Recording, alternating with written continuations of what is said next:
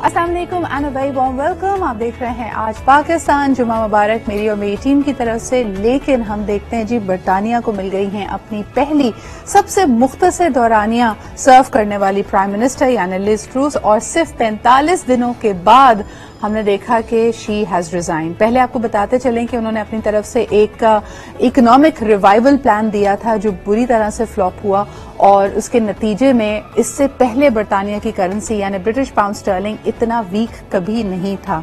इन्होंने एक तरह से एक टैक्स रिलीफ देने की कोशिश की अशराफिया को, एलीट्स को, कि किसी तरह इससे दोबारा जो हुकूमत का और मईशत का पहिया है वो चल सके, चीजें बेहतर हो सकें। लेकिन अपनी मकबूलियत खो बैठी अपनी ही पार्टी में। एक के बाद एक कई मसाइल इनके सामने आए। सबसे पहले हमने देखा कि जैसे ही इन्होंने हुकूमत संभाली, अनफॉर्चुनेटली मलका बरतानिया का इंतकाल हो गया। उस पूरे सूरत हाल से जब निकले तो उसके बाद इनका इकोनॉमिक रिवाइवल पैकेज बरतानिया का सबसे नामकबूल पैकेज करार पाया, और यकीनन उसकी वजह से मईशत की परेशानियां तो बढ़ी, लेकिन ये मसला सियासी इस हद तक बढ़ा कि सिर्फ 45 रोज के बाद लिज को इस्तीफा देना पड़ा। ये ऐलान होने के फौरन बाद अब देखते हैं कि लेबर पार्टी खुद अपना नया लीडर कैसे मुंतखब करती है। सवाल ये भी है, कल लोग बता रहे थे कि ऑल्दो इन्होंने सिर्फ 10 डाउनिंग स्ट्रीट में 45 दिन का अरसा गुजारा है, लेकिन अब ये ताहयात 115 यानी 1,15,000 पाउंड स्टर्लिंग की इनको पेंशन मिलती रहेगी, जो कि ये छठी प्राइम मिनिस्टर होंगी जो इसके लिए अहल होंगी। और ये भी एक हाल ही में होने वाला एक टर्न अराउंड था कि उसके बाद जो भी शख्स बरतानिया का प्राइम मिनिस्टर के तौर पर सर्व करता है उसको ताहयात ये पेंशन मिले। बहरहाल जी, अपनी सूरत हाल पे वापस आते हैं। पाकिस्तान में भी सियासी इंटरेस्टिंग है। इसाक डार साहब का कहना है कि बैकडोर डिप्लोमेसी हो रही है, मुज़ाकरात एस्टैब्लिशमेंट और पीटीआई के दरमियान हो रहे हैं। इस पर इमरान खान साहब ने भी एक स्टेटमेंट दी है, क्योंकि मुतवक्के है, जैसे वो बार बार कह रहे हैं, कि इसी माह में लॉन्ग मार्च होगी और जल्द अज जल्द इस प्रेजेंट रजीम को इलेक्शंस अनाउंस करने हैं। इमरान खान साहब ने क्या कहा, इसाक डार साहब का इस पर क्या कहना है, आइए दिखाते हैं आपको इस रिपोर्ट में।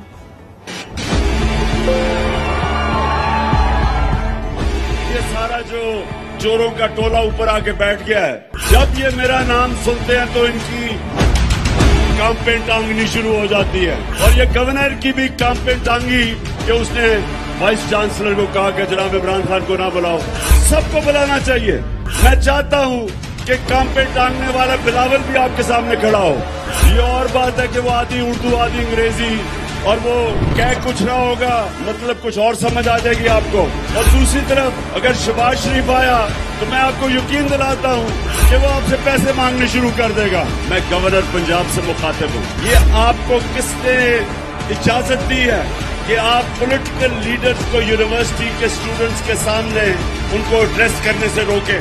यूनिवर्सिटीज नर्सरीज होती हैं फ्यूचर लीडर्स के लिए। तो अगर आपके सामने पॉलिटिकल लीडर्स ना आके एड्रेस करें तो आपकी पॉलिटिकल तरबियत कैसे होगी? आप आज अपने सामने मुल्क को तबाही की तरफ जाते देख रहे हैं। इंशाअल्लाह चंद दिनों में मैं अपनी मार्च अनाउंस करने लगा हूँ, और ये सियासत नहीं है, ये मेरे मुल्क के लिए हकीकी आजादी की जहाद है। मैं समझता हूँ कि इन चोरों की गुलामी से बेहतर ये है कि मैं मर जाऊं। मैं जीना नहीं चाहता। बड़ी एब्सोल्यूट बातें करते हैं खान साहब। उन्होंने पहले भी कहा कि इस तरह की सिचुएशन में जिंदा रहना, इस जुल्म को बर्दाश्त करना, ऐसी जिंदगी से मौत बेहतर है। लेकिन बहरहाल जी, हालात किस तरफ को जा रहे हैं, जो सवालात उन्होंने उठाए हैं, क्या वाकई बैकडोर डिप्लोमेसी का रास्ता खुला हुआ है, या कोई फाइनल अब मोमेंट्स में ये कॉन्वर्जेशन जा रही है, ये जर्नी जा रही है। मजहर अब्बास साहब सीनियर जर्नलिस्ट और तज्जियाकार हमारे साथ मौजूद हैं। अस्सलाम वालेकुम मजहर साहब, किस तरफ इशारा किया जा रहा है और आपकी क्या एक्सपेक्टेशन है, इस महीने की कौन सी तारीख पे ये लॉन्ग मार्च शुरू हो जाएगी?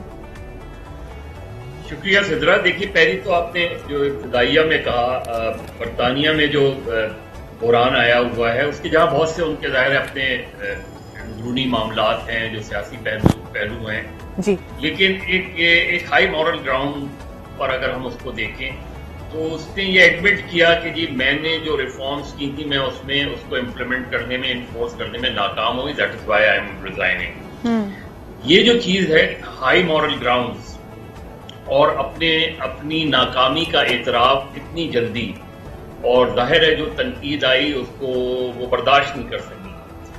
ये जिसका एक पॉजिटिव पहलू भी है कि अगर कोई आदमी अपनी रिफॉर्म्स लेकर आता है और उसमें नाकाम हो जाता है और पार्टी के अंदर उस पर तनकीद होती है तो वो इस्तीफा दे देता है। और मज़र साहब ये भी कि हम जैसे सिलिकॉन वैली में कहते हैं या बिजनेस का भी उसूल है कि if you have to fail fast, उन्होंने सिर्फ 45 दिन अपने आप को दिए। हमारे यहाँ तो लोग 4 साल की हुकूमत करते हैं और उसके बाद कहते हैं जी ये मलबा पुराना है, इतनी जल्दी साफ नहीं हो सकता। एग्जैक्टली तो हमारे यहाँ इतराफ जो है वो बहुत कम किया जाता है।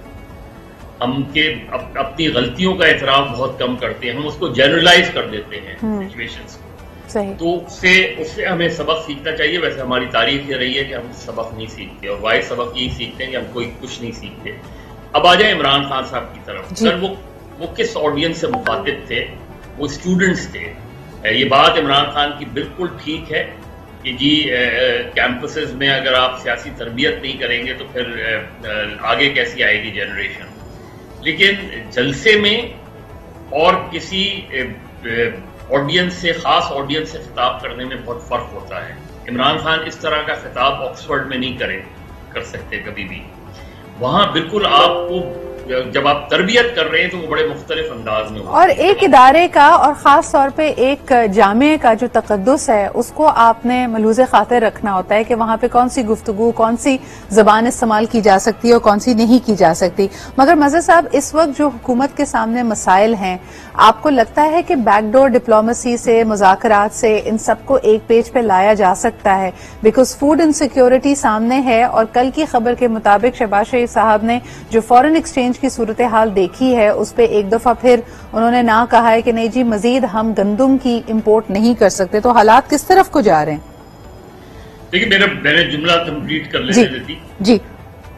जब आप उस ऑडियंस से एड्रेस करते हैं, इमरान खान ने ये तो बात की लेकिन उन्होंने ये बात नहीं की कि तलबा यूनियंस क्यों नहीं बहाल करते हो। उनकी गवर्नमेंट पंजाब और खैबर पख्तूनख्वा में है, वहां क्यों तलबा यूनियंस बहाल नहीं होती?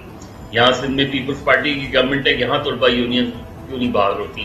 तो हम स्टूडेंट्स से खिताब कर रहे होते हैं लेकिन हम दरअसल एक जलसे से खिताब कर रहे होते हैं। तो उसमें मेरा ख्याल है हमें सोचने की जरूरत है। जहां तक आपने इस सिचुएशन की बात की, देखिए पाकिस्तान में सियासी अदम इस्तेकाम जो है वो वजह बनता है माशी अदम इस्तेकाम की। क्योंकि अगर पॉलिटिकल अनसर्टेनिटी रहेगी कि तो कोई भी इन्वेस्टर जो है इन्वेस्ट करते हुए हिचकिचाएगा। और यही हमारे यहाँ सबसे बड़ा हमारा क्राइसिस रहा है साल कि इतनी ज्यादा पॉलिटिकल अनसर्टेनिटी होती रहती है। आज फर्ज करें इलेक्शन हो जाते हैं, इमरान खान वजीर आजम हो जाते हैं, तो ये जो अपोजिशन है ये क्या करेगी? ये घर बैठ जाएगी चुपचाप जाके, ये इमरान खान पे उसी तरीके से वो करेगी। तो जब तक आप चार्टर ऑफ पॉलिटिक्स इस मुल्क में, चार्टर ऑफ इकोनॉमी से भी और किसी भी किस्म से चार्टर ऑफ डेमोक्रेसी से भी, सबसे पहले चार्टर ऑफ पॉलिटिक्स के बुनियादी मीसाक क्या है आपकी सियासत की, आपकी सियासत का महवर क्या है। अब आप कल कौमी असेंबली ने ये लॉ पास कर दी, अपने ले आए कि जी स्पीकर की मर्जी के बगैर कोई किसी को गिरफ्तार नहीं कर सकता। तो हमारे यहाँ जो कानून साजी होती है वो सिर्फ अरकान अपने आप को महफूज करने के लिए करते हैं। बिल्कुल सही। अच्छा, लोगों से अपने आप को डिटैच कर देते हैं। मज़र साहब दो छोटे छोटे सवालात। आज FATF का पूरा का पूरा एक तरह से कंक्लूजन की तरफ हमने जाना है। आप समझते हैं पाकिस्तान ग्रे लिस्ट से निकल पाएगा? अगर ये बहुत बड़ी खबर होगी और मेरा ख्याल है इस ग्रे लिस्ट से अगर इंशाल्लाह हम निकल गए तो उसका क्रेडिट सिर्फ एक गवर्नमेंट को नहीं लेना चाहिए, इसका क्रेडिट पिछली गवर्नमेंट को भी देना चाहिए। ये भी हमारा एक बड़ा मसला है। यानी जो हमारे यहाँ क्योंकि जो है ये लगा तमगे देने की रिवायात बहुत रही हैं, हमारे यहाँ जो है वो फाउंडेशन स्टोन की रिवायात बहुत रही हैं। हम ये नहीं कहते कि एक तसलसल है, जाहिर है पिछली गवर्नमेंट ने भी FATF के लिए बहुत काम किया था। बिल्कुल सही। और जितनी सख्ती FATF के हमारे लिए कंडीशनैलिटीज लगी थी वो किसी एक हुकूमत, कोई एक इदारा सिर्फ उसको हल नहीं कर सकता था। होगा ये कि अगर इंशाल्लाह हम निकल गए जी तो 100% गवर्नमेंट अपना क्रेडिट देगी। और यही हमारा एक माइंडसेट है कि हम किसी दूसरे से क्रेडिट शेयर नहीं करना चाहते। इमरान खान हो, नवाज शरीफ हो, शहबाज शरीफ हो, आसिफ जरदारी हो, XYZ कोई भी, हम सिर्फ अपने आप को वॉर ऑन टेरर के खिलाफ अगर होगा तो हम सिर्फ खुद क्रेडिट लेंगे कि देखिए जी हमने दहशतगर्दी खत्म कर दी। ये हमारा एक अलमिया। लेकिन आई होप, क्योंकि अब तकरीबन पाकिस्तान ने वो तमाम शराइत पूरी कर दी हैं कि जो FATF के तहत हमें करनी थी, लेकिन जाहिर है एक अलर्ट जरूर रहेगा। बिल्कुल मुझे कभी नहीं, और सबसे बढ़कर ये कि जैसे खान साहब आप भी वहां पे मौजूद थे कराची में, उन्होंने आखिरी गुफ्तगू में कहा कि बहुत कम ऑप्शंस मईशत को संभालने के लिए रह गए, चाहे उनकी हुकूमत हो, चाहे इसहाक डार साहब हो, जिसके पास भी वजारत खजाना का कलमदान होगा, चीजें आसान नहीं है। So for the sake of Pakistan ji एक मीटिंग हुई थी पिछले चंद माह पहले, जिसमें जाहिर है हमारे नॉन पॉलिटिकल जो किरदार हैं वो भी थे जी, और मीटिंग में मिफ्ता इस्माइल भी थे, हफीज शेख भी थे, शौकत तरीन भी थे।